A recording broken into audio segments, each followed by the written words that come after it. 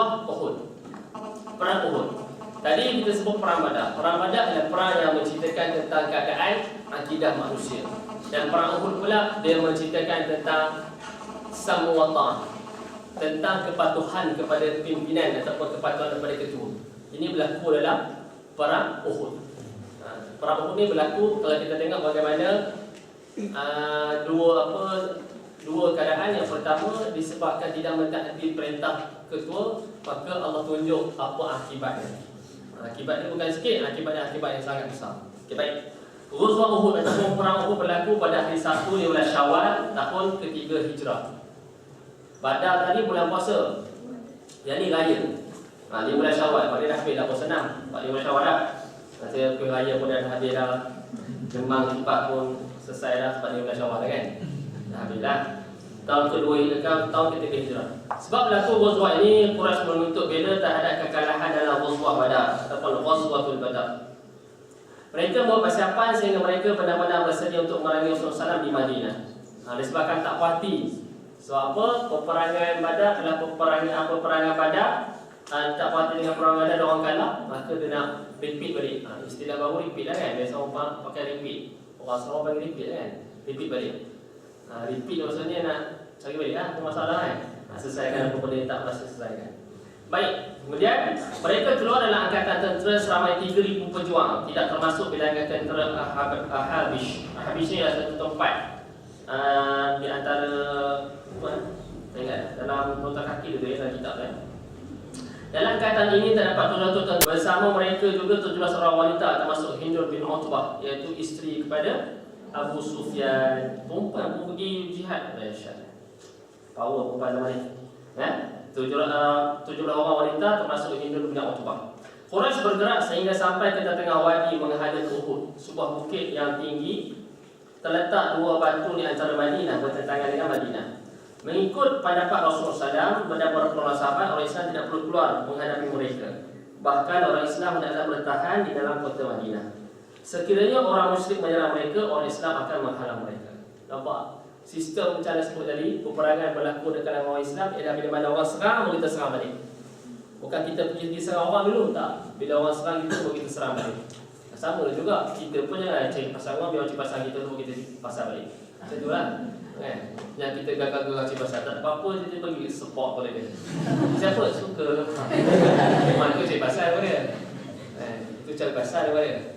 Biasalah kadang-kadang kan, teman-teman musim biasa ni dia jadi baca buku, penat sangat, dia tengok kawan tu study lebih. Dia mula cari benda ni, cari wire laptop lah, cabut wire internet, ambil router internet, kubur dalam bilik air. Itu panggil-panggil berlaku waktu biasa. Betul tak? Biasa tak berlaku. Waktu biasa berlaku sebab dia kata, kawan aku study banyak sangat ni. Kalau anda dulu, orang pesan, jangan study banyak sangat, nanti kertas tak cukup, tak jawab. Jangan study banyak sangat masalah SPM. Kami punya calon, semua calon kata calon persendirian kan, calon orang tua nak SPM. Jadi ustaz depan ni, Ustaz Syria, dia katakan, Ustaz jangan baca banyak sangat, nanti ikut tak cukup kertas. Sebab lembaga peraksaan dia sediakan kertas cukup-cukup je, PC pula tu lagi baca. Anda pun ya ke? Kan kita pun bodoh juga. Ya ke? Lepas tu tanya ayah. Ayah kata takkanlah kerajaan tak bagi kertas. Tak jawab biasa, jawab je lah. Jadi itu antara benda yang berlaku ketika ada periksa. Yang sebut ni jangan cik pasang orang. Tapi kalau masak cik pasang, kita janganlah ni. Sebab tu kadang-kadang bila mana kita ada keadaan, bila mana kita mengawal emosi marah kita, benda tersebut adalah benda yang sangat baik. Walaupun kita nak marah, tapi kita dapat kawal, itu perkara yang baik. Walaupun susah nak buat kan? Orang cik pasang kita buat dia, lama-lama dia akan berhenti. Daripada kita, dia kata bodoh, kita bangang. Bodoh. Lagi tak dia apa, bergaduh, sia-sia. Janganlah bergaduh, sia-sia saja bergaduh tanpa ada sebab yang munasabah. Baik. Mengikut pendapat Rasulullah SAW dan para sahabat, orang Islam tidak perlu kurang menghadapi mereka. Bahkan orang Islam hendaklah bertahan di kota Madinah. Sekiranya orang musyrik menyerang mereka, orang Islam akan menghalang mereka. Sebahagian pemuda-pemuda Islam setengah Muhajirin dan Ansar bersemangat untuk keluar dari Madinah dan menawan orang musyrik di tempat penghimpunan mereka. Sebab apa? Sebab di kalangan sebahagian daripada orang Muhajirin dan Ansar ini, mereka tak terlibat dengan peperangan Badar. Jadi dia tak ada terlibat perang Badar, dia rasa macam dia sangat-sangat lah. Jadi dia nak tebus balik penyesalan tersebut, maka dia nak terus serang orang kafir ini dalam peperangan Uhud. Rasulullah SAW meralah kepada pendapat mereka. Baginda masuk dalam rumah memakai baju perisai seraya meletakkan dinding perisai di belakang tubuhnya dan memegang tombak di tangan. Ini maksudnya Nabi wala. Ada ketika boleh menggunakan mulzim dengan mul'im. Kita dah mulzimah dengan mul'imah. Maksudnya ada kadang-kadang ketua boleh guna kuasa veto dan ada kadang-kadang ketua boleh meraihkan pendapat. Sebab tu jangan terkejut kalau kita ada handle mesyuarat ke apa, tiba-tiba ketua kata kita buat program tarikh sekian-sekian, ni sekian-sekian. Maksudnya dia guna kuasa sebagai seorang pengurusi mesyuarat. Dia meletakkan pada tersebut. Dia kata apa ni tak boleh, ini tak berlaku pada zaman Nabi. Berlaku. Berlaku. Dia ada sebuah konsep mulzimah dengan mul'imah. Mulzimah ada setengah orang dia minta pendapat, minta semua pendapat dalam satu pendapat pun tak ikut. Dia ada pendapat dia. Itu tak ada masalah. Itu konsep mesyuarat, konsep syura. Jadi dalam peristiwa ini Nabi tanya pendapat.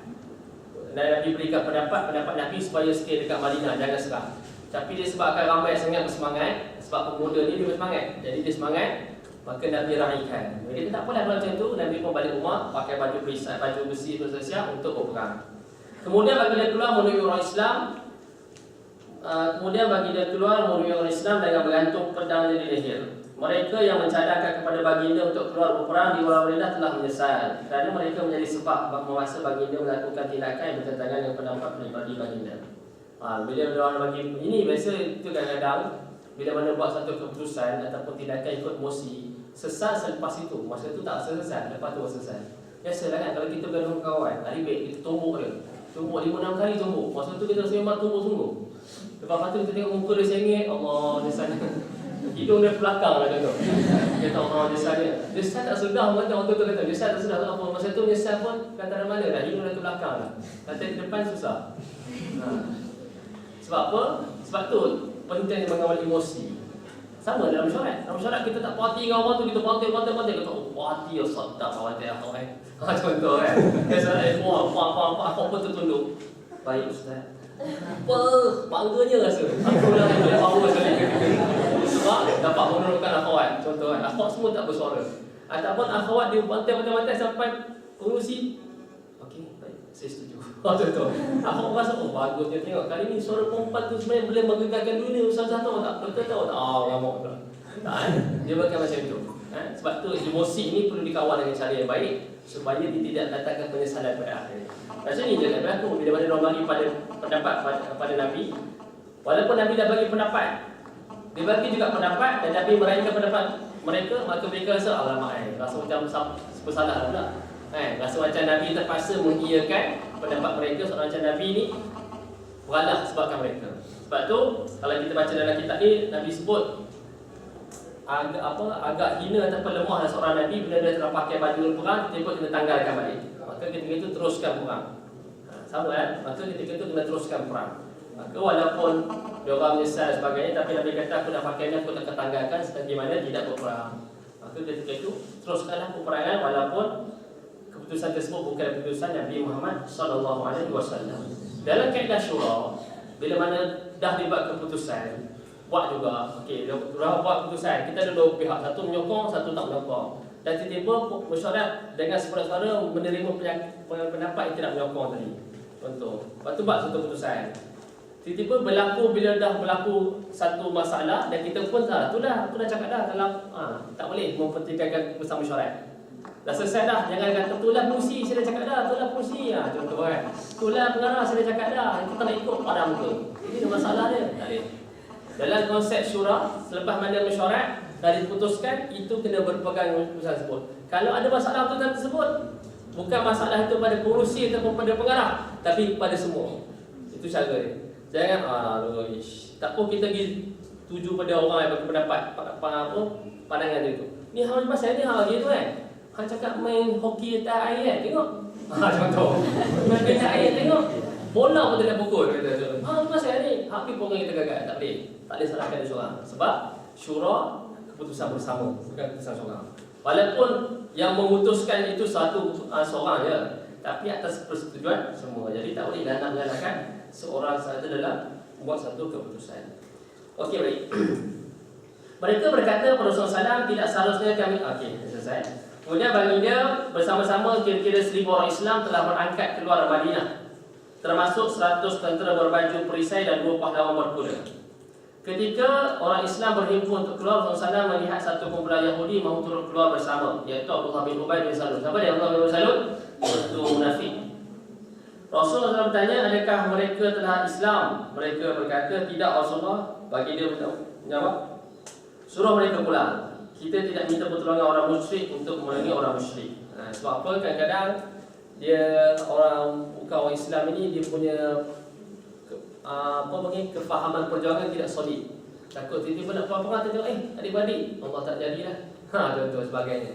Jadi memerlukan kefahaman yang solid. Nak berjuang ni kena ada faham yang solid. Faham solid, faham yang sahih. Dia faham sebab apa dia perlu berjuang. Sebab apa dia perlu mempertahankan maruah Islam. Sebab apa dia perlu mempertahankan kefahaman-kefahaman yang songsang daripada kefahaman-kefahaman Islam yang jelas.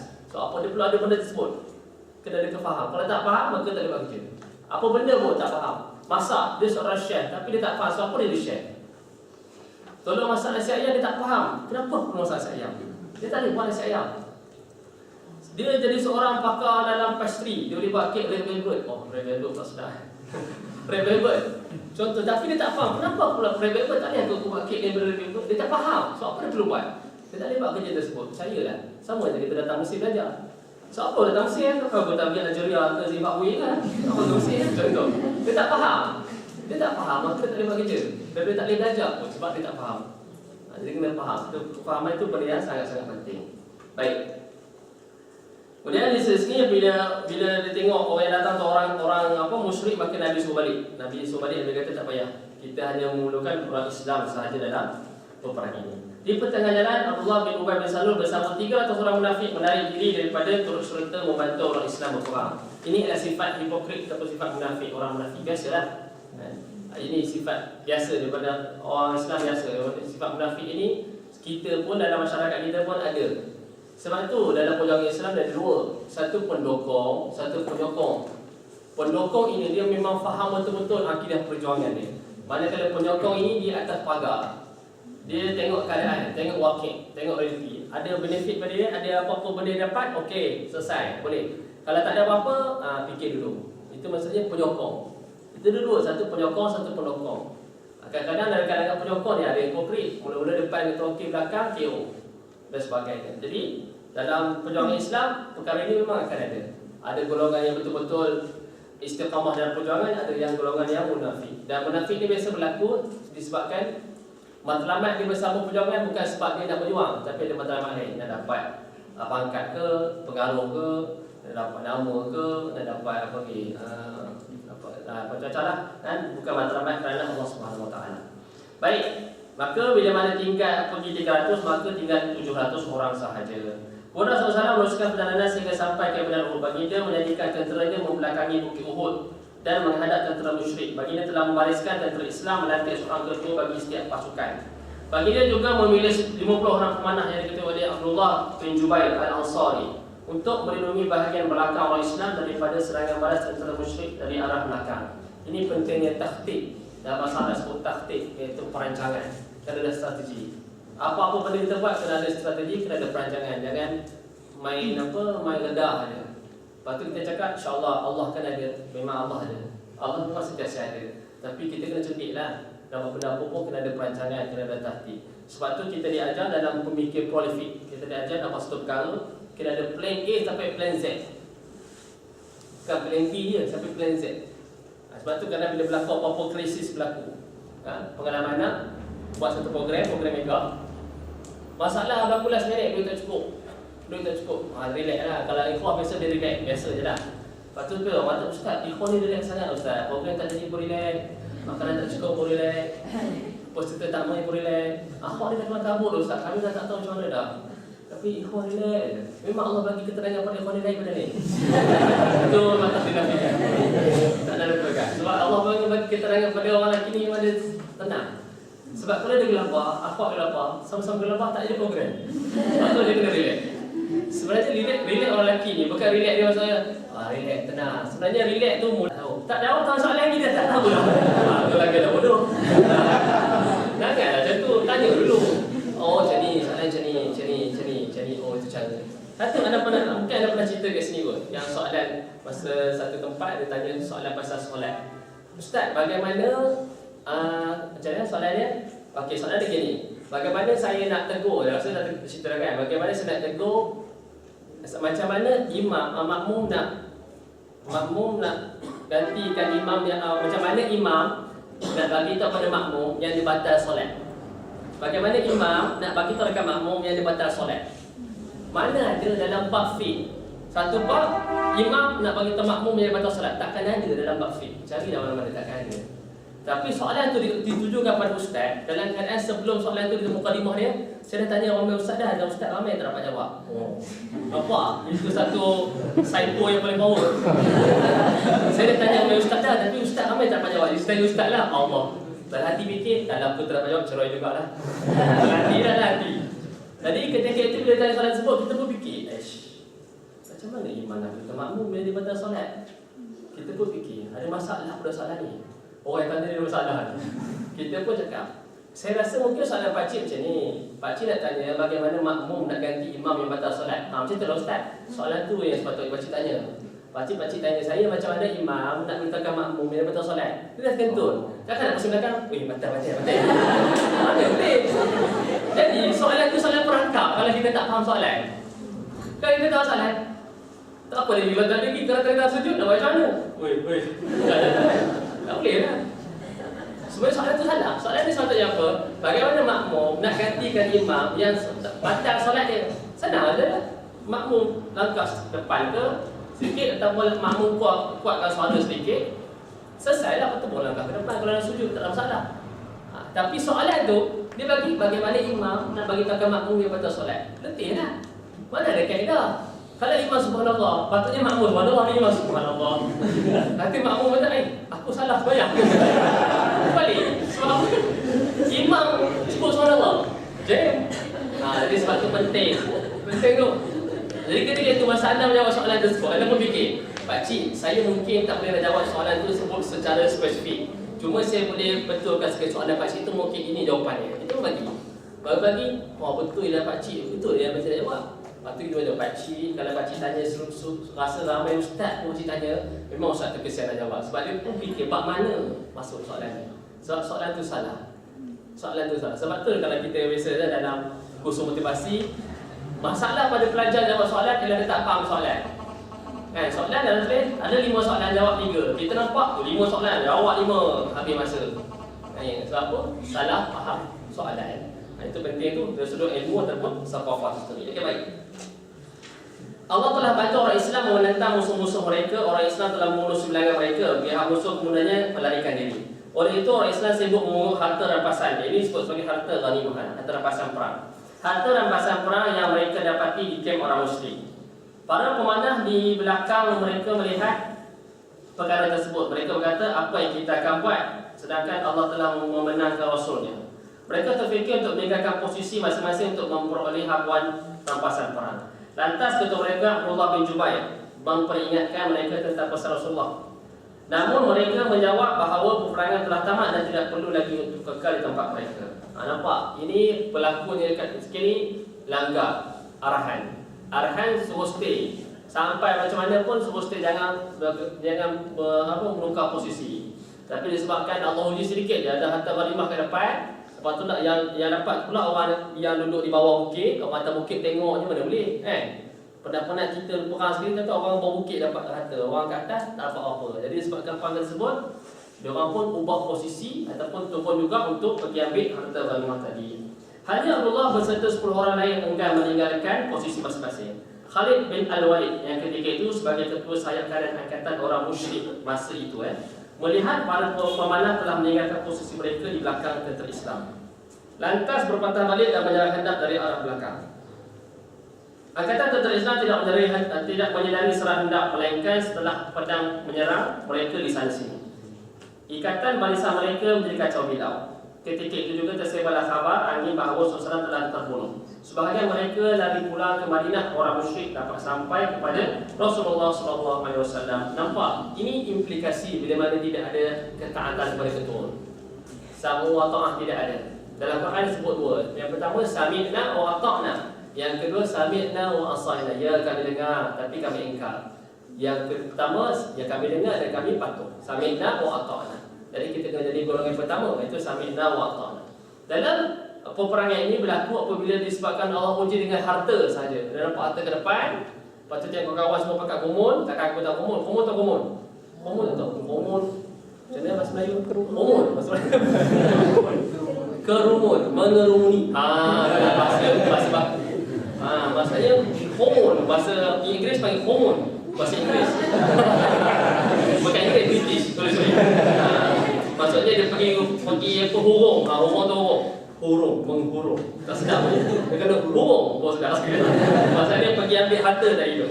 Jadi sebabkan Allah uji mereka dengan harta tadi itu, hilang dah pesanan pada ketua. Itu benda penting tu kena ingat.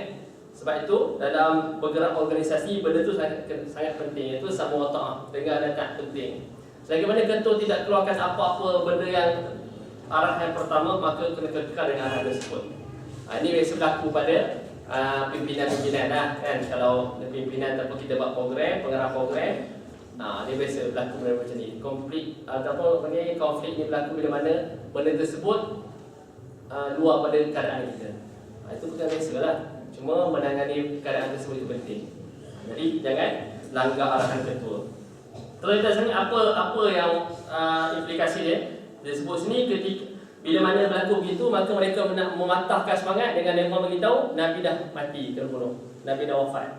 Jadi bila mana sistem dah kacau bilau, isytihar pula ketua dah tak ada. Bayangkanlah kalau ketua dah tak ada, automatik semangat nak perang ataupun semangat ahli-ahli ni, tentera-tentera akan down sedikit. Kan? Tentera apa? Nabi dah wafat, Nabi dah mati, kita tembak, Nabi dah mati. Apa kita tunggu lagi? Tak apalah, syahid jugalah macam tu. So apa? Ketika itu semangat dah down. Sebab tu penting bila mana berlaku kekacauan macam ni. Jadi disebabkan kita tidak ada walak ataupun tidak ada sama ta'ah, maka perkara ini akan berlaku. Baik. Batu-batu yang mereka lontar mengenai baginda sehingga baginda jatuh pingsan, mukanya luka, kedua lututnya bercalar, bibir bawahnya berdarah dan topi di kepalanya pecah. Bayangkan ketika itu Nabi sendiri mengalami kecederaan yang sangat-sangat dahsyat ketika itu. Disebabkan apa? Hilangnya ketaatan tenteranya, maka Nabi sendiri sebagai ketua terpaksa menerima hasil daripada pengkhianatan daripada tentera-tentera sendiri. Dua cincin rantai topi itu telah terbenam masuk ke pelipis baginda. Baginda tetap bertahan bersama-sama sekumpulan orang mukmin, antara mereka ialah Abu Dujanah yang bertindak menjadi perisai Rasulullah SAW. Abu Dujanah ni kalau satu dalam kitab sirah, kitab Abu Zuhd Rasul, dia menceritakan Abu Dujanah ni seolah-olah dia menahan semua anak panah yang kena pada Nabi. Semua anak panah yang kena pada Nabi itu dia tahan. Bayangkan macam mana keadaan ketika itu, kesanggupan seorang ahli ataupun seorang rakyat ataupun orang yang bersama-sama tentera menjaga ketua. Sebab itu penting. Kalau kita main chess, tak ada orang keluar queen dengan king dulu. Kalau keluar queen dengan king dulu, tak cerdik daripada dia. Orang main pak keluar dulu queen, hebat kan? Tak hebat daripada dia. Ada keluar queen dengan king tu, main nak mati dulu. Dia hantar askar ketok dulu kan, hantar pendek dulu, selesaikan pendek dulu, baru keluar castle, baru keluar bishop dan sebagainya. Dan tak hantar tu, king keluar, ni hebat ni. Checkmate, checkmate dah mana ada. Jangan jadi checkmate tu kita, bukan dia. Kalau kita keluarkan king, kita akan checkmate. Kenapa? Jadi sama lah. Ketua ni kita kena jaga. Kalau lah kita tak jaga ketua, maka habis lah. Kita mati tak apa yang ketua mati. So apa kalau kita mati sikit, motor ada sedikit je, alah, baik-baik dia mati. Ni kapten mati, habis lah. Payah nak nanti baru kena buat syurah pula lah kan. Siapa orang dekat dengan dia kita, masalah. Lepas tu, Abu Dujanah ni antara pelindung ataupun menjadi perisai Nabi ketika mana perang Uhud. Dia melindungi baginda pada anak-anak panah orang musyrik. Anak-anak panah itu telah menembusi belakang tubuhnya. Allahu Akbar. Antaranya lagi Sa'ad bin Abi Waqqas. Beliau telah memanah pada hari tersebut kira-kira 1000 anak panah. Pada zaman ini tak ada pistol lagi, tak ada senapan, tak ada sniper, tak ada tak ada sharpshooter, tak ada. Zaman tu pakai anak panah. Siapa biasa main panah tu tahu. Bukan senang ambil satu tarik satu tarik. Yang senang kata sakit. Betul-betul jadi gitu juga kan. Apa 1000 angkat tarik bukan senang. Payah panah ni hanya orang tertentu je boleh. Hebat untuk panah. Apa dia gunakan bahu, gunakan tangan, mata, semua ada. Kalau 1000 takkan. Orang kena dulu lah. Habis dah. Tapi hanya orang yang boleh guna panah tersebut ataupun pakar dalam panah tersebut yang boleh menggunakan panah dalam keadaan ataupun dalam keadaan yang sangat laju. Begitu juga Nasibah Umarah Al-Ansariyah. Dia meninggalkan tugas memberi minum tentera yang cedera untuk bertempur menggunakan pedang dan memanah demi mempertahankan Rasulullah. Ini juga peranan seorang wanita. Mula-mula tugas dia bagi minum tentera yang cedera. Ini biasalah tugas khawat kata lah. Saya dah bagi makan, bagi minum. Tu je kata khawat. Saya cakap itu kan. Ni yang kata bagi makan, bagi minum. Tak ada kerja lain. Kalau sekarang bos kelek sikit. Lepas tu bos kata banyak lagi benda-benda yang dia buat. Cuma dalam peperangan ini disebut Nasibah Umarah Al-Ansariyah ini dia tukar posisi. Daripada dia bagi makan bagi minum pada tentera-tentera cedera, dia terpaksa ubah posisi untuk menjadi perisai ataupun menjadi tentera ketika itu, yang mana ketika itu dia memanah untuk mempertahankan Nabi Muhammad sallallahu alaihi wasallam.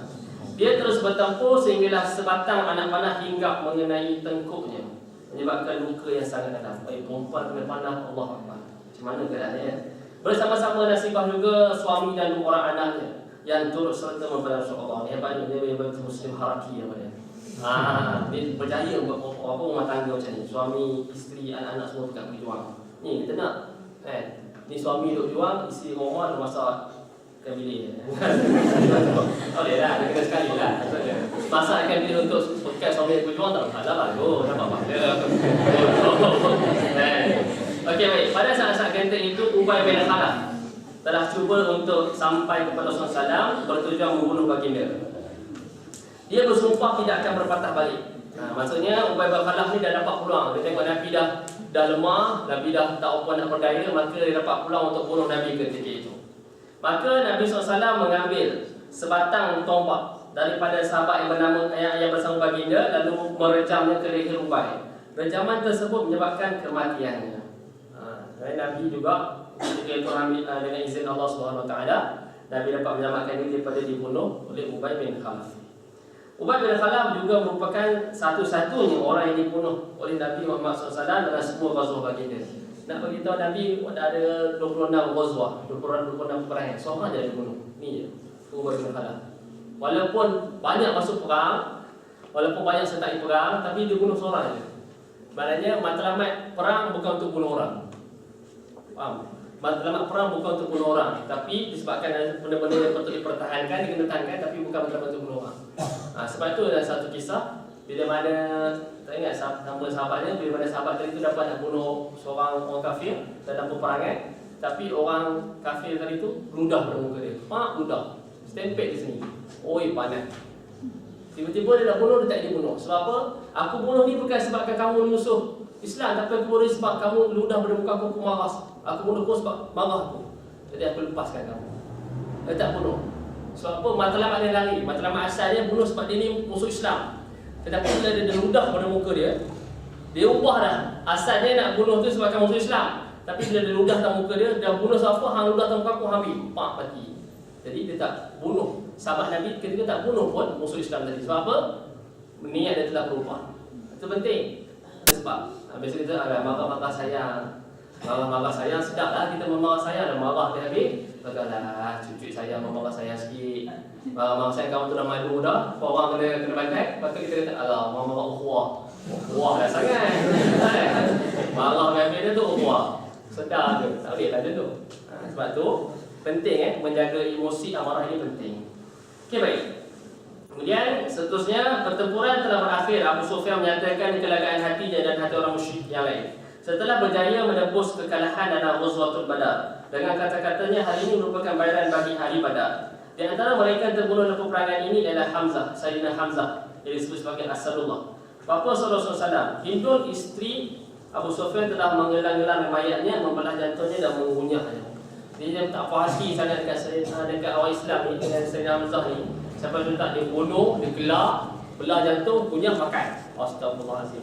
jahat gila. Jahat dia tak gila, jahat. Jahat. Ketika itu dia merasa kepahitan jantung tersebut lalu memuntahkan. Bilangan orang Islam yang terbunuh dalam pertempuran ini kira-kira 70 orang, sementara orang musyrik yang telah terbunuh ialah 23 orang. Tengok, disebabkan ketidakmatangan dalam meletakkan satu keputusan ataupun ketatan menyebabkan orang Islam hilang 70 orang. Nampak? Ini adalah satu kesan cukup besar. Bila mana tidak ada taat kepada ketua, 70 orang mati, sia-sia. Mati itu dia tak sia-sia, mati itu mati syahid lah. Cuma hilang tenaga ataupun hilang orang.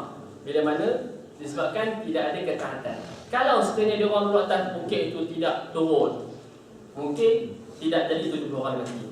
Sebabkan mereka meletakkan ketaatan kepada arahan. Tapi bila tak ada ketaatan kepada arahan, implikasi dia ialah 70 orang mati dan orang musyrik hanya mati 23 orang sahaja.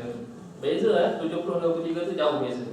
Ini yang berlaku bila mana tidak ada ketaatan pada pimpinan. Ini dua peperangan. Yang pertama peperangan Badar itu tentang akidah. Yang kedua peperangan Uhud tentang sam'u wa ta'ah, dengar dan juga taat. Ada